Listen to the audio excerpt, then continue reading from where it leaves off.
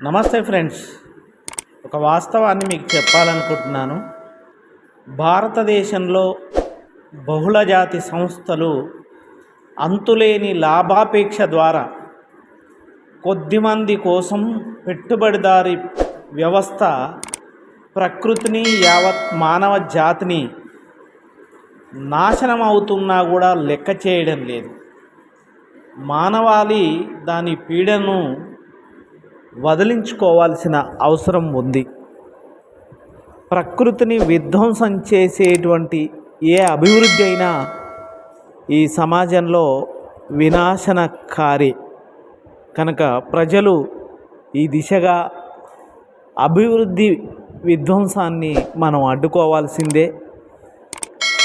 విధ్వంసం లేని అభివృద్ధి కోసం మనం పాటుపడాల్సిందే. ప్రకృతిని కాపాడుకోవాలి.